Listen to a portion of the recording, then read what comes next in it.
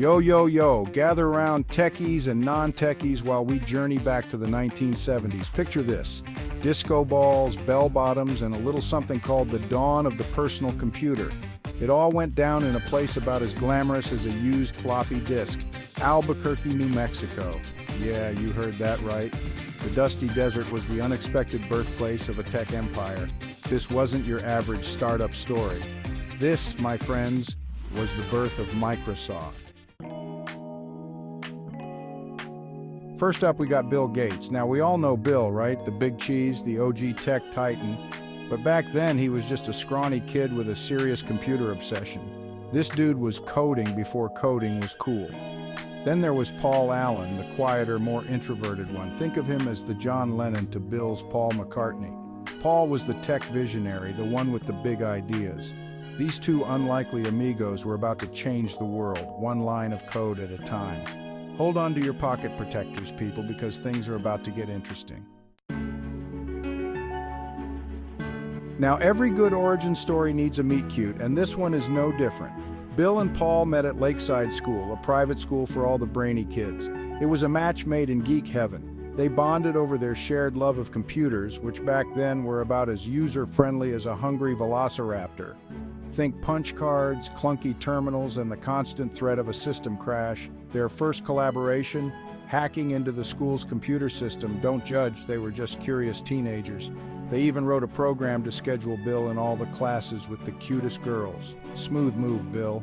Their antics got them in a bit of hot water, but it also caught the attention of some folks who saw their potential. Little did they know these two high school hackers were about to drop out and start a little company called Microsoft. Their journey from mischievous teens to tech moguls was just beginning. They were driven by a passion for technology and a vision for the future. With their combined genius and relentless drive, they would go on to revolutionize the world of computing. And it all started with a simple love for computers and a bit of teenage curiosity.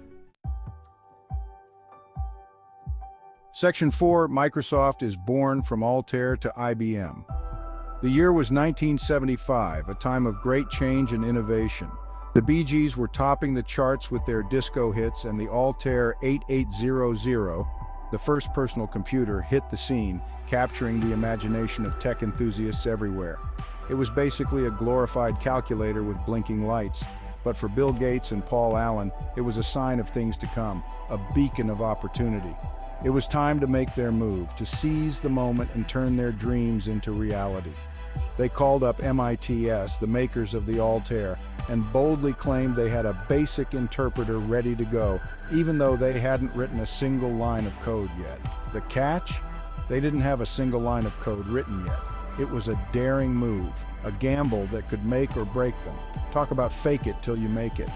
They embodied the spirit of entrepreneurship and innovation. They pulled an all-nighter, coding like crazy, fueled by caffeine and determination, and somehow, miraculously, it worked. Their hard work paid off. MITS was impressed with their ingenuity, and a deal was struck, marking the beginning of a new era. Microsoft was officially in business. The dream was now a reality. They set up shop in Albuquerque, New Mexico, because why not? It was the perfect place to start their journey.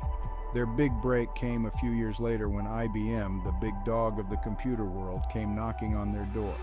IBM needed an operating system for their new PC, and Microsoft was ready to deal, ready to take on the challenge. The rest, as they say, is history. Microsoft went on to become a tech giant, shaping the future of computing. Section 5, the Wild West of software, pranks, and triumphs. The early days of Microsoft were wild and unpredictable. Picture a bunch of guys in their 20s fueled by pizza, caffeine, and sheer determination, coding all night long. There were pranks, rivalries, and a whole lot of late-night brainstorming sessions that often led to breakthroughs. One time, they even snuck into their competitor's office and left a rubber chicken on the CEO's desk. Classic prank. But amidst all the chaos and fun, they were building something big, something revolutionary.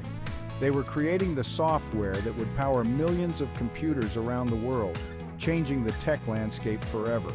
Windows, Office, and eventually the Internet as we know it, all can be traced back to those early chaotic days at Microsoft. They weren't always the good guys, though. There were moments of intense competition and conflict. There were battles with competitors, accusations of monopolistic practices, and let's not forget that whole antitrust trial thing that shook the industry. But hey, every good story needs a little drama, right?